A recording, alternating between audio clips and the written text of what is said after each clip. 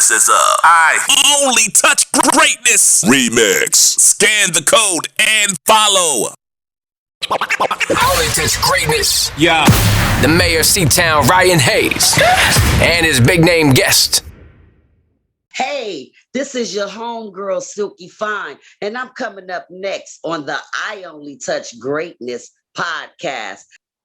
You know, back in the days, you know what I'm saying, was it a little bit hard now? And what do you feel about now you seeing the younger generation having their own move as a female artist? I love what they're doing. And my new project will be nothing like that because I'm like I said, the Aretha Franklin of rap. Now, the youngsters are going to feel it because I always come with a street sound with a good message. So I've never heard a person sound like Sylky Fyne. They try. Shouts out to my little proteges. But it's like, I'm not never intimidated. I'm not worried because Sylky has her own signature sound. So I just like what they're doing. I would not talk about those topics. I would definitely be teaching these young women to be queens. And you know, you can grind, you can hustle, but you ain't got to be a hoe. You ain't got to fuck everybody's man. You ain't got to take it and tap it and trap it and slap it. You know, I'm going to tell them how to be smart and have fun going to college and take your online classes and hustle on the side, do hair, sell a little bit of weed. They shouldn't have made the shit legal. You know, do what you got to do, but you don't got to sell your body. You don't have to show your body because beauty is within. Anybody can look good outside. That's for sure. Are you Blueface's aunt? I'm like a god aunt. Blueface is, you know, a kid up out the neighborhood. And I'm just proud that he's our goofy. I told him, stop claiming, stop trying to be a gangbanger. But he's our goofy crip that does his stuff. And he made the hood look popping. So, no, but I'm not related to him. Oh, okay. A lot of people call me auntie like they call Snoop uncle. So I would never put out any rumors. You never know who's listening. And what I do is keep it real. But yeah, that's like us calling Uncle Rick Ross, right? Right. Yeah, we call him Uncle Rick, you know? Right. Like everybody calls Uncle Snoop and I'm Auntie Sylk. You know, I still stay connected with the youth. Like tomorrow night, I host a studio that I'm just now getting it and it's popping every week. I'm helping artists, free studio time. It's called The Takeover. Like currently I'm doing a documentary of my life because there was a lot of times where people was wondering, where are the female artists on the West Coast? It was like you and Lady Rage. Yeah, well, you had Yo-Yo before us, then Lady Rage. You had Sugar T. Sugar T, yep. Yep, you had Miss Toy with the Militia Crew. You had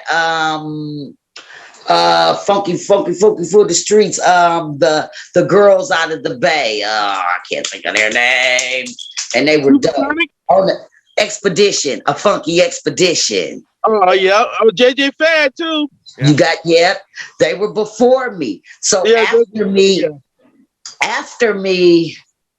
I think like Miss Toy probably did a solo project. The Doggy Angels came after the Sylky Fyne. Quick Cognac. And then, shouts out to my homegirls. But then, you know, I love there's so many dope females out here. I've worked with every independent West Coast female ever. So I've never put myself like I'm better than. I've always been humble. I've always been willing to, you know, show them how to really do ad-libs. I've worked with so many females and they kind of got a little bit of Sylk in them, but nobody could ever do Sylky Fyne but Sylky Fyne. And, you know, it's just like, that's why I give Saweetie her props. Because after Dog the Angels was a group, but I'm speaking of a single solo female that dropped the album that had a hit single that everybody was singing. I don't know. I might be wrong. It might be some groups, but I'm talking about a rapper, a solo, a female, and I just think of Sweetie. Do you drink? And if you do, what is your favorite drink? Occasionally, I'm not a liquor store drinker. Yeah. I'm totally a bar drinker. And since the COVID, they shut all the shit down. So shouts out to True Legacy. I stopped drinking vodka because Ciroc had me cutting up. I'm cussing out best friends. I'm just telling motherfuckers off, you know? So the Ciroc, I would wake up with a hangover. I'd have a badass headache, barely could make it to work. So I start drinking, shots out to Percy and the True Legacy vodka. I start drinking that. It's smooth. It's distilled through diamonds. So I mix a little pineapple juice, a little cranberry, and a shot of that True Legacy diamond drink. And then if I go to the bar, there's a place in Inglewood that makes an awesome margarita, and they pour the shot of Hennessy or Don Julio or Patron, and it looks like a big stick popsicle with chili all around the ring and Moscow mules. But I'm a bar drinker. Like I've never just let me go hang out because the liquor store is on every corner. I'm not with the liquor store drinks. What's the favorite verse you've ever done? If you could pick one.